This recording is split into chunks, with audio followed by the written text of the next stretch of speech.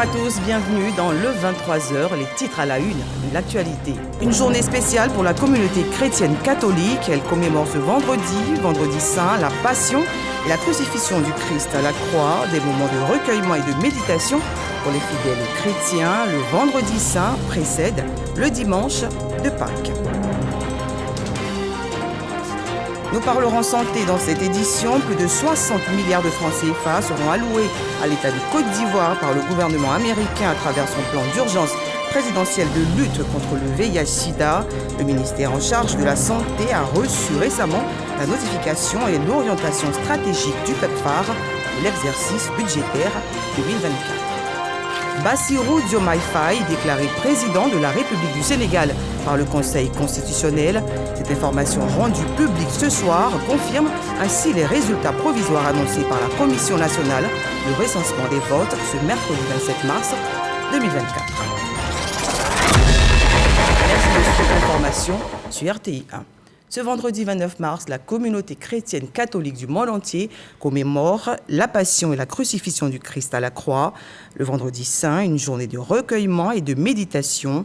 Les fidèles catholiques de Côte d'Ivoire l'ont vécu pleinement. Ils étaient nombreux dans les églises et dans les rues pour revivre ces moments intenses de foi et de pénitence. Et ce vendredi saint, le président de la République a regagné Abidjan après un séjour en France. Le chef de l'État et son épouse ont été accueillis à l'aéroport Félix Houphouët-Boigny par plusieurs membres du gouvernement, avec à leur tête le vice-président Timoko Méliès Koné. Résultat positif, c'est ce qui ressort de la réunion du Conseil des ministres de l'UEMOA, l'Union économique monétaire ouest-africaine. L'organisation a tenu sa première réunion au titre de l'année 2024, ce jeudi 28 mars à Dakar, au siège de la BCEAO. Les participants ont fait le point de la situation économique dans la zone avant de passer en revue le fonctionnement et la santé financière des organes et institutions spécialisées de l'Union économique et monétaire ouest-africaine. Serge Collia. Première session ordinaire 2024 du Conseil des ministres de l'UMOA, l'Union monétaire ouest-africaine, au siège de la BCEAO, la Banque centrale des États de l'Afrique de l'Ouest, à Dakar, au Sénégal. La rencontre se tient dans un contexte de croissance économique dynamique au sein de l'UMOA, l'Union économique monétaire ouest-africaine.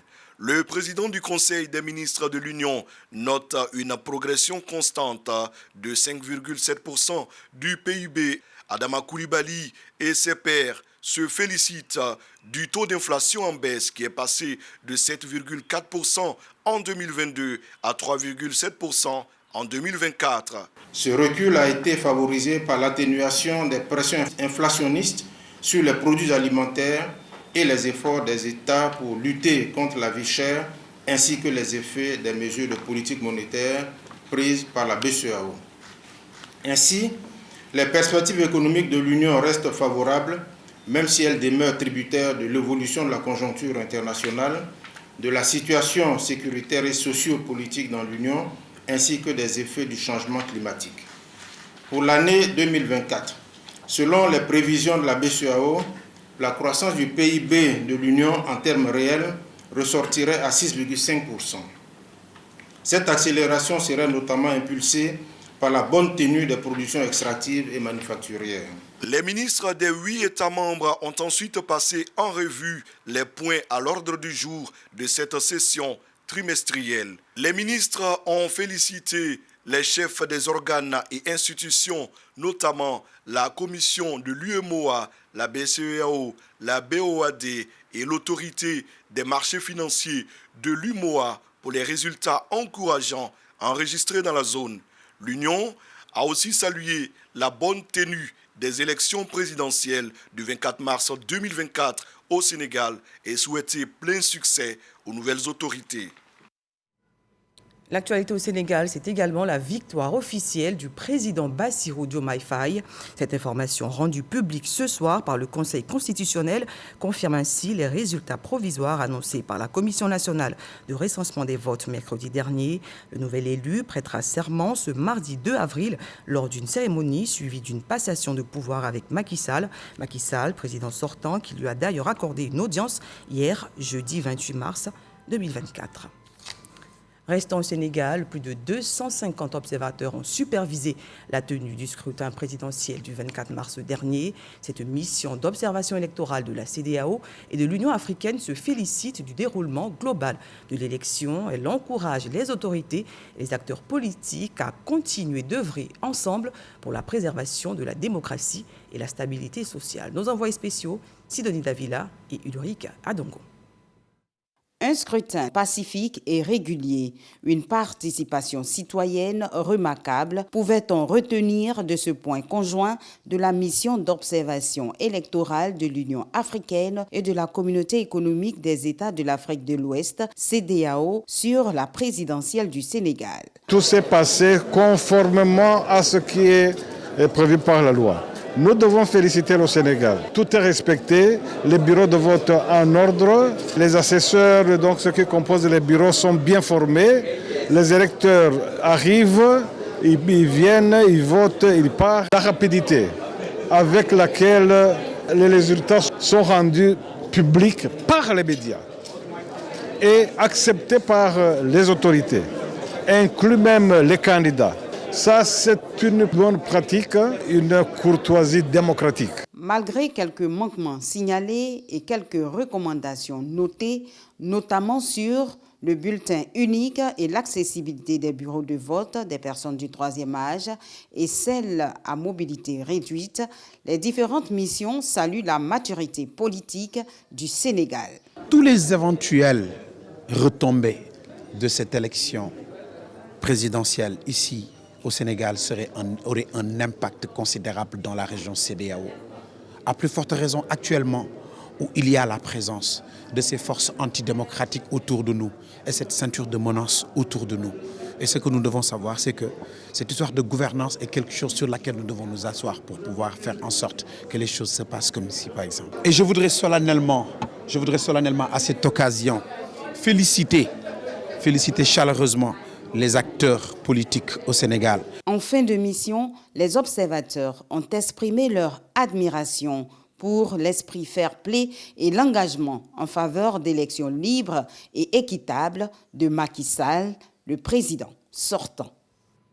Nous vous le disions en titre, plus de 60 milliards de francs CFA seront alloués à l'État de Côte d'Ivoire par le gouvernement américain à travers son plan d'urgence présidentiel de lutte contre le VIH-Sida. Le ministère en charge de la Santé a reçu récemment la notification et l'orientation stratégique du PEPFAR pour l'exercice budgétaire 2024. Jean-Marc Djadji. Le ministre de la Santé, Pierre Demba, et les acteurs américains du plan d'urgence présidentiel de lutte contre le sida, PEPFAR, sont en session plénière en ligne et présentielle. Ils échangent sur les avancées de la riposte contre le VIH-Sida en Côte d'Ivoire. De 4,7 en 2005, la prévalence nationale est passée successivement à 3,6% en 2008, 3,4% en 2009 et 2,8% en 2017. Au vu de ce constat, le financement du PEPFAR à destination de l'État de Côte d'Ivoire pour l'exercice budgétaire 2024 vient d'être validé par le gouvernement américain. Les États-Unis sont fiers d'investir en la Côte d'Ivoire. Et ce que j'ai dit aujourd'hui, c'est que vraiment ce programme, cet investissement du peuple américain au peuple ivoirien, c'est un partenariat. Nous sommes fiers pour accompagner la Côte d'Ivoire, pour sauver les vies. Le montant qui a été donné autour de 103 milliards de francs CFA, c'est énorme. Ça nous permettra donc d'intervenir sur les différents compartiments de la lutte, mais notamment en se focalisant sur les enfants, la transmission au niveau des enfants et des adolescents. En Côte d'Ivoire, le PEPFAR fournit un approvisionnement fiable de 75% des antirétroviraux et de produits de laboratoire au niveau national. Cette initiative gouvernementale américaine a investi plus de 500 milliards de francs CFA en Côte d'Ivoire depuis 2004. La saison des pluies approche à grands pas et le gouvernement ivoirien entend tout mettre en œuvre pour éviter des drames. Bouaké Fofana, ministre de l'Hydraulique et de l'Assainissement, a procédé au lancement officiel des opérations pré-saison des pluies dans les communes de Komassi. Et ces actions visent à curer les ouvrages de drainage en vue de prévenir les inondations. Le ministre est également rendu dans la commune de Bingerville. Grace Kondo pour le compte-rendu. Canal au papier, quartier d'Ivo dans la commune de Koumassi, choisi pour le démarrage de l'opération pré-saison des pluies 2024. L'action consiste à curer les principaux ouvrages de drainage ainsi que les points critiques identifiés dans les différentes communes du district d'Abidjan afin d'atténuer de potentiels effets néfastes des pluies. Le gouvernement a fait beaucoup d'efforts, nous avons fait construire beaucoup d'ouvrages. C'est ça qui fait qu'aujourd'hui, quand il pleut, il y a de moins en moins d'inondations. Et donc, chaque saison de pluie, nous devons venir nous assurer que nos caniveaux, nos canaux ont leur pleine capacité. Si le canal a été construit pour avoir 100 litres, il faut que ça ait la capacité d'accueillir 100 litres. Si on ne fait pas ça, si on a bouché le caniveau, au lieu d'avoir 100 litres, ça sera peut-être 15 litres. Les 85 autres litres là, ça va servir à inonder le quartier. Chaque année, on doit nettoyer pour leur donner la capacité totale. Il faut dire que cette action tombe bien pour assainir le canal qui relie le quartier d'Ivo à celui d'Anoumombo. On va sensibiliser la population au bon comportement, à éviter de jeter les ordures dans le canal pour arriver à ce que nous déplorons tous, les caniveaux bouchés. Après Koumassi, cap sur la commune de Benjerville, où 2 barrages écrêteurs sont en construction. Nous faisons des barrages écrêteurs qui permettent de recueillir l'eau d'abord et ensuite de réguler son débit pour aller vers la lagune, pour éviter les inondations. Il y a 2 ouvrages qu'on a visités qui sont à des degrés d'avancement différents, 73% d'un côté, 45% ici. Le ministre de l'Hydraulique, de l'Assainissement et de la Salubrité invite les populations à quitter les zones à risque afin d'éviter d'éventuels dégâts en cette saison des pluies. Il est bien plus qu'une simple série de prières récitées. Le chemin de croix est un rituel profondément enraciné dans la religion chrétienne. Il est chargé de signification et d'importance spirituelle pour les croyants du monde entier. Le chemin de croix offre aux fidèles l'opportunité de revivre les dernières heures de la vie de Jésus sur terre. Ce vendredi 29 mars, les chrétiens de Côte d'Ivoire ont commémoré ce moment assez particulier. Sephora Zeki. Cet ultime épisode de la vie de Jésus est le point culminant de l'histoire des hommes. Le chemin de croix vécu au sein des paroisses du monde entier, comme ici, la scénarisation du long cheminement du Christ durant sa passion, commémorée à la cathédrale Saint-Paul du Plateau. En union, les fidèles catholiques sont venus vivre la passion du Christ en relisant ensemble le récit de son arrestation, sa mise à mort et sa résurrection le dimanche de Pâques.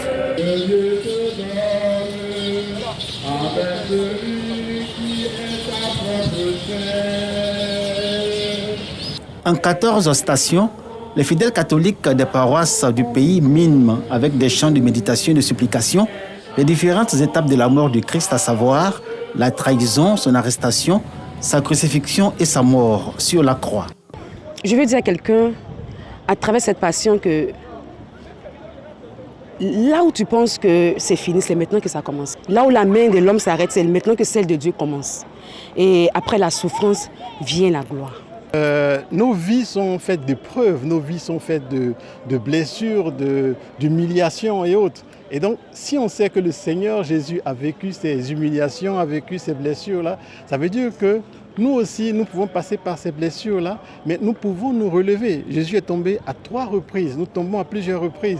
D'accord ? Donc, à chaque fois que nous tombons, nous devons nous relever en pensant que l'avenir sera meilleur. Le chemin de croix fait mémoire des dernières heures de la vie du Christ, offerte pour racheter les fidèles de leurs péchés.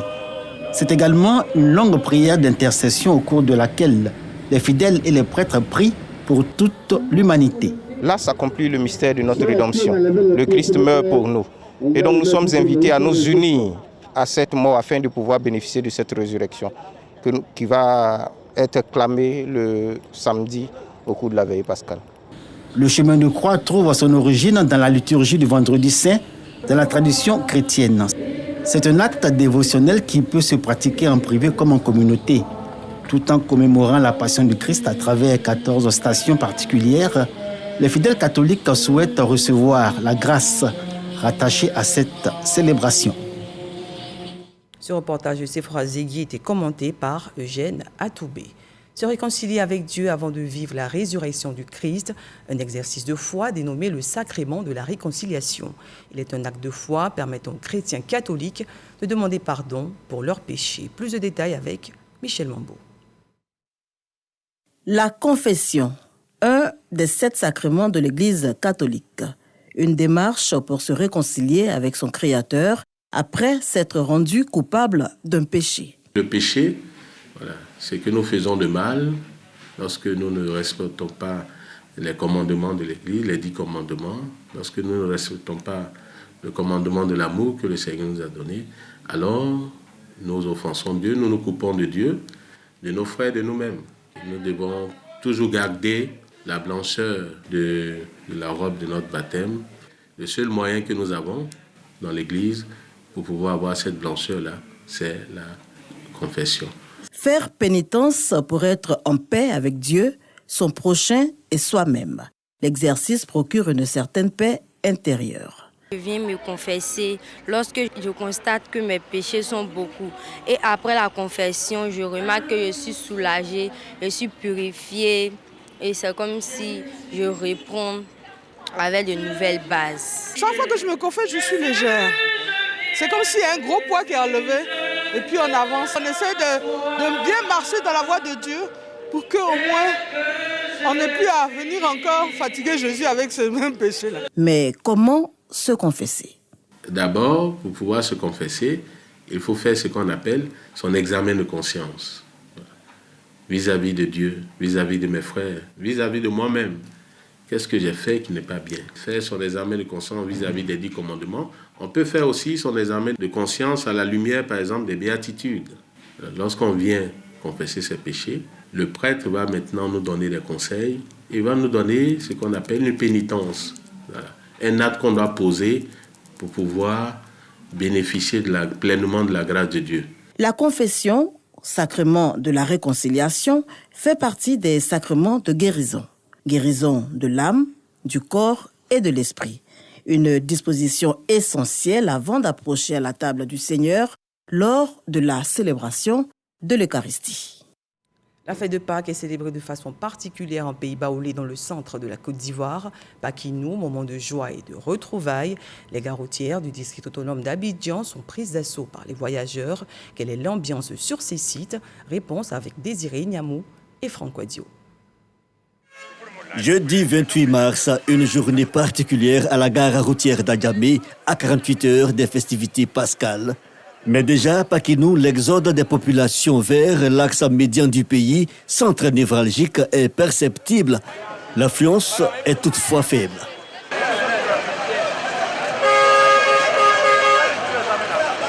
Direction le centre, mais aussi les 4 coins du pays. Les voyageurs, flanqués de leurs bagages, patientent, chacun son tour, dans les différents cars. Béatrice savoure déjà la joie de retrouver la famille. On va au village pour la fête de Pâques. On se rassemble là-bas, entre la famille, on fête ensemble, on fait des réunions, on s'entend. Paquinou 2024, ces transporteurs disent avoir cette année anticipé, des dispositions sont prises. À peine le client vient, sa moyenne maximale tourne autour maximum d'1 heure de temps. À peine il arrive, à peine il s'en va. Tant au niveau de la vente directe, au niveau des guichets, que de la réservation en ligne.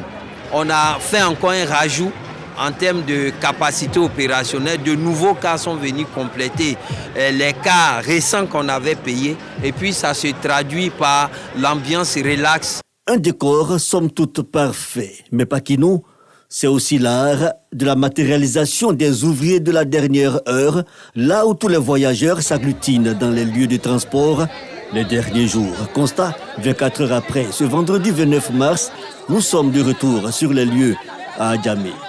Matin, nous sommes sous le soleil. Si on doit prendre l'argent pour monter dans le car, il faut prendre l'argent en fonction de l'heure à laquelle on a coupé les tickets. Ceux qui viennent d'arriver viennent semer le cafouillage. On est venu, on dit 3e départ. Impatience, querelle, stress, un cocktail prêt à détonner. Dans cette autre station, Chantal est bien déçue. Depuis à 5 h du matin, on était ici. On a pris ticket, on dit 3e, on est 3e départ. 3e départ, on a arrêté dans le soleil jusqu'à aller là. Les voitures viennent, les gens qui viennent d'arriver, ils montent pour partir. Normalement, les voitures viennent contrôler les tickets. Vous ne contrôlez pas, tout le monde monte. Et puis nous, on va rester ici. C'est le même ticket, tout le monde a pris. Paquinou, avant la fête proprement dite, L'engorgement au niveau des transports comme une condition pour la réussite de l'événement, croirait-on. Une chose est cependant certaine, tous ces festivaliers arriveront à bon port. Vigilance donc sur les routes. Le mois de jeûne musulman se poursuit entre actes de foi et de solidarité. Kandia Camara, maire de la commune d'Abobo, a procédé à sa traditionnelle rupture collective dans le quartier Clocha, une occasion pour la présidente du Sénat d'exhorter les fidèles musulmans et chrétiens à l'union et à la cohésion sociale. Abou Sanogo. À Abobo, la rupture collective du jeûne est un symbole du vivre ensemble. Et pour perpétuer cette tradition, Kandia Camara, maire de la commune d'Abobo, par ailleurs présidente du Sénat, a convié à la grande mosquée du quartier Clocha toute la population pour ce moment de partage et de solidarité, le tout dans une ambiance empruntée de piété. Cette rencontre a été ponctuée par des messages délivrés par des guides religieux sur l'importance du mois du Ramadan. Kandia Camara a invité la communauté musulmane d'Abobo de continuer de vivre ensemble dans la solidarité, mois de piété et de pénitence. Elle les a appelés à demeurer dans la prière pour la stabilité et la cohésion en Côte d'Ivoire. Nous sommes dans la Côte d'Ivoire solidaire, prônée par son Excellence M. Alassane Ouattara, président de la République de Côte d'Ivoire. Nous sommes à Bobo, dans la commune du partage et de la solidarité. C'est au nom de tout cela que nous avons voulu sacrifier à une tradition depuis plusieurs années maintenant, ici à Bobo. Merci aux imams pour les prières et les bénédictions qui ont été faites ce soir en faveur du président de la République, son Excellence M. Alassane Ouattara. Que Dieu exauce toutes les prières faites par tous les hommes de Dieu de Côte d'Ivoire, les membres du COSI, avec à leur tête le Cheikh Aïma, les guides religieux chrétiens. Merci à tous. Que Dieu exauce toutes les prières, toutes les bénédictions. Des mets divers et variés, composés essentiellement de bouillie, de beignets et autres fritures. Pour les fidèles musulmans, cette rupture de jeûne répond à un souci d'union et d'harmonie entre les différentes populations. Nous sommes venus partager d'abord un moment de solidarité, de quiéter à travers ce grand mois béni. Et donc, nous savons ce que notre autorité nous apporte, la cohésion, la solidarité, le vivre ensemble. Au terme de cette rencontre, Kandia Camara s'est engagé à contribuer activement à la fin des travaux de la mosquée du quartier Clocha.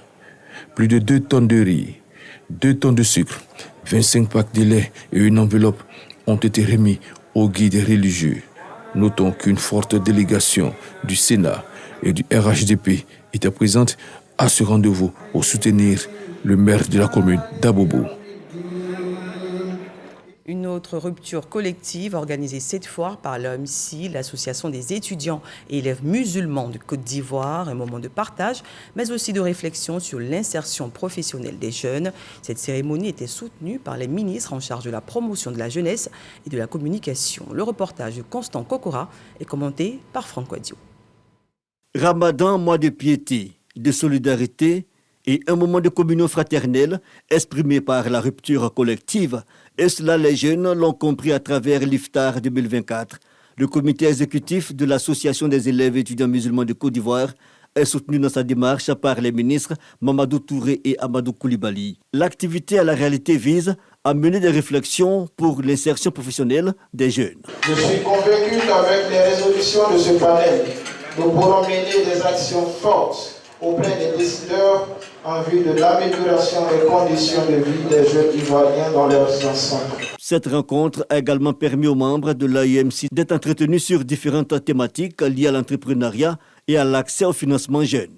Ma responsabilité de mobiliser les moyens et les opportunités, mobiliser les partenaires et la réalité. Votre responsabilité, c'est que vous devez vous battre pour saisir cette opportunité. Je souhaite que l'AEMC, en plus des membres de votre organisation, que vous puissiez aussi, dans votre rôle d'éducation, partout sur la territoire national, informer les jeunes. Une levée de fonds alors pour préparer les défis à venir. L'AEMC va bientôt fêter son cinquantenaire. Anne Désiré Oloto sensibilise les populations de Fresco et du Boclé à la paix et à la cohésion à l'occasion de l'intronisation du chef de la communauté baoulé vivant dans le département de Fresco. La ministre d'État en charge de la fonction publique a invité les populations à soutenir davantage le président de la République. Sam Conan. Ils sont venus des villages, campements et hameaux pour être des témoins de l'intronisation de leur chef de communauté.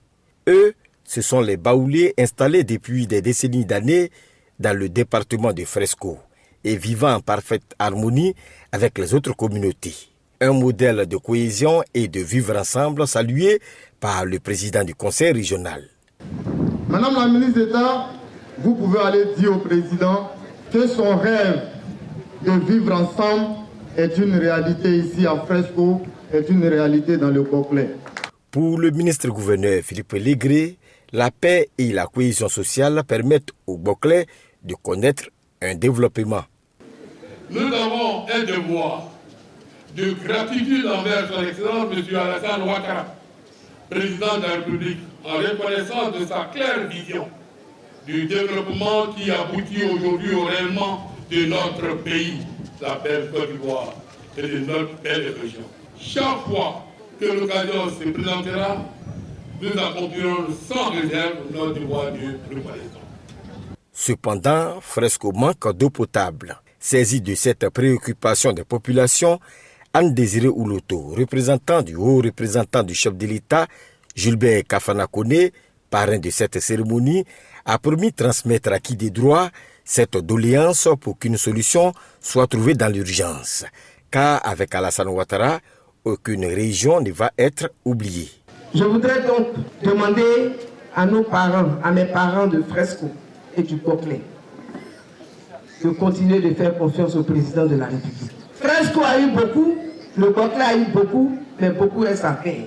Restons concentrés sur le développement. Consolidons le vivre ensemble pour continuer de bénéficier du savoir-faire du président Alassane Ouattara.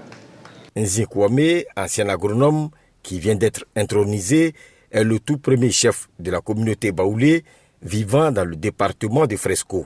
Il a reçu une moto pour ses déplacements. En sport, 500 enfants de 12 à 16 ans passionnés de football en passe de devenir pensionnaires du Corsair Foot Academy. Le recrutement se réalise par le canal d'un test et cette initiative est à mettre à l'actif de la compagnie aérienne Corsair à travers son projet social Corsair Foot Academy. Objectif, détecter des talents pour en faire des professionnels. Ismaël Evradeo, Jean-Marc Djadji, Joël Mambou. 500 adolescents passionnés de football, 3 jours pour le démontrer. À la clé, un stage alliant sport et éducation à la Corsair Foot Academy. C'est l'information livrée à la presse au cours de cette conférence. En posant ses valises en Côte d'Ivoire, ce projet social entend contribuer au développement du sport roi dans le pays. L'objectif, c'est vraiment de faire de ces gamins-là, de leur donner des valeurs, de leur donner des clés pour que demain, ils deviennent des hommes. Donc, accompagner également le projet de la Fédération ivoirienne de football, puisque de toute évidence, il y a une politique sportive qui existe ici en Côte d'Ivoire et qui porte ses fruits. Vous êtes champion d'Afrique, ce n'est pas pour rien. Donc, c'est vraiment s'inscrire également dans le droit fil de la politique du président Diallo. C'est notre devoir de participer à la vie économique, sociale, culturelle de la Côte d'Ivoire. Et donc, faire venir Corsair Academy en Côte d'Ivoire, ici, aujourd'hui, fait partie un peu de notre credo, de ce que nous faisons en Côte d'Ivoire. Pour y arriver, l'initiative est menée conjointement par des célébrités du football et Ivoire Sport Promotion. Ce sont les enfants. Ils regardent la télé, ils regardent les images. Mais on a voulu leur apporter cette expérience. En tout cas, j'espère que les enfants auront le sourire quand on va repartir, parce qu'on reviendra, là c'est le test, mais on va vraiment s'implanter, on va vraiment revenir pour ça. Sont concernés par ce test les enfants dont l'âge varie entre 12 et 16 ans. La Corsair Foot Academy s'assigne pour mission d'offrir des opportunités de développement en faveur des footballeurs issus du quartier défavorisé. Avant de clore ce journal, nous vous lisons un communiqué. Le ministère de l'Équipement et de l'Entretien routier informe l'ensemble des usagers de la route que dans le cadre de la célébration de la fête de Pâques, il sera procédé à la fermeture du pont Alassane Ouattara aux véhicules du dimanche 31 mars à 6h au lundi 1er avril 2024 à 23h afin de permettre aux populations de le visiter en toute sécurité. Pour ces circonstances festives, le pont sera illuminé aux couleurs du drapeau national orange, blanc et vert. Le ministère de l'Équipement et de l'Entretien routier informe les usagers de la route au respect du plan de circulation mis en place et souhaite une excellente fête de Pâques à toute la population ivoirienne. Fin de ce journal. Merci de votre attention. Excellent week-end pascal à tous.